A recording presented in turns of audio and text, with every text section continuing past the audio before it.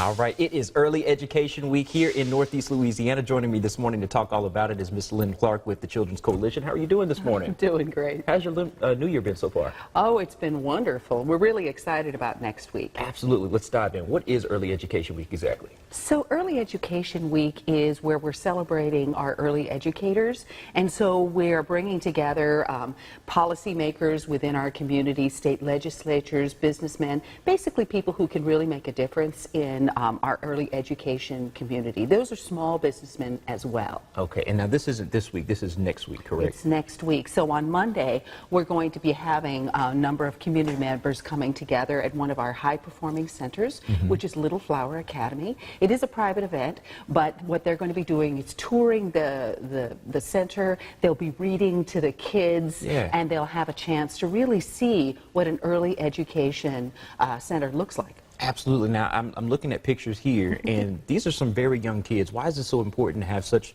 professionals who are so established come and talk to kids at such a young age like that? Well, 90% of a child's brain is developed by the age of 4. So it's absolutely essential that they be in environments where they can be stimulated. I like to think about it as education begins at birth. It actually begins before birth.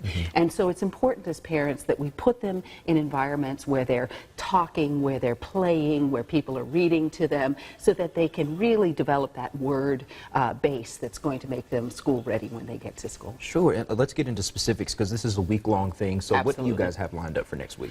Well, the Children's Coalition is just partnering on this first event. We're partnering with the United Way and with the Partnership for the Louisiana Policy Institute for Children. This is a statewide event, and so what we'll be doing here is really bringing them in contact with the information that they need in order to make good decisions in Baton Rouge. Yeah, and for folks watching this morning, what can they do to help?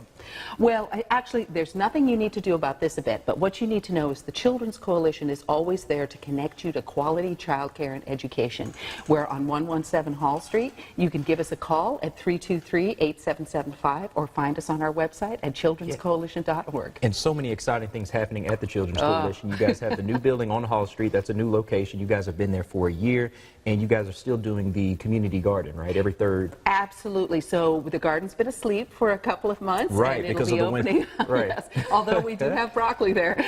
We're going to be opening up on March 16th. So we invite everybody to come down on Saturday, 9 to 12. Bring your gardening gloves. Even if you don't know how to garden, we'll teach you how. Yeah, now this has nothing to do with the Children's Coalition, but you are married to the great Mark Clark, who is directing Phantom of the Opera at ULM. How are rehearsals for that going?